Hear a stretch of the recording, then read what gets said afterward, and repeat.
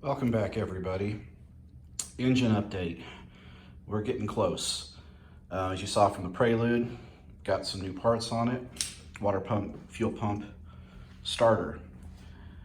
What I want to do is make sure that the starter is free, and we'll crank the motor over so I can continue on with the assembly of an engine stand. I want to make sure everything on the engine side is buttoned up. I've already cranked this over a couple times, and as I thought when I was putting it on the body of the motor, the starter is very close and is going to need to be shimmed. The starter I got came with 4 shims, and that's still not enough. It'll catch the flywheel and it'll start cranking it, but it's very tight and it will not retract. So that's an indication your starter's binding and your clearance is what it needs to be. It's like, to be safe, you want to go like 30 to 60 thou clearance between the inside of the tooth of your ring gear and the outside of the tooth of the starter gear, the pinion gear, whatever they call that thing. And I don't have that. It's just, it's basically metal to metal all the way through. So what I'm going to do next here is I'm going to pull the starter off, see if I have a washer that I can add on to those shims that came with the kit, and see if I can get the clearance I need and get this guy to crank over freely. All right, I think we got this figured out now.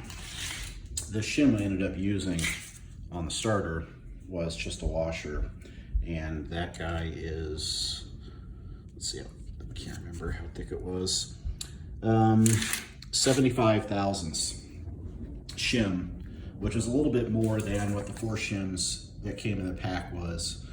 So I did need a little more space, but right now I've got the gap between the starter gear and the flywheel gear to what I believe is in spec.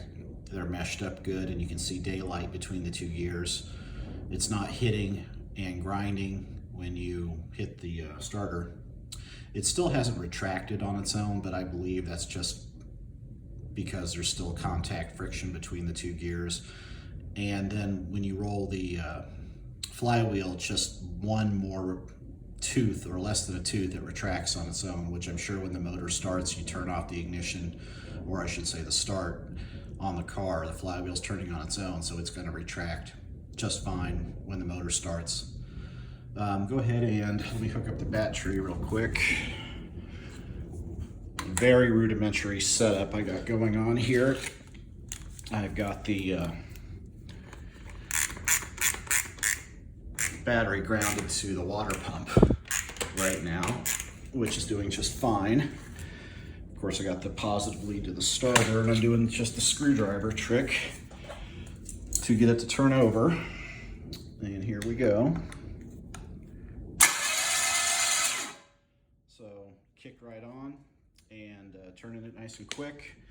Now let's get a look in here and I'll show you what I got for these gears. Let's see where my camera is. Here we go. Get down low enough. There we go. Can't quite make it out. Sorry guys. So there's the gear right there and the tooth. And there you can see there is a gap. They're not hitting, it's not hitting the inside of the flywheel. So there's space there, tolerance that I believe we need.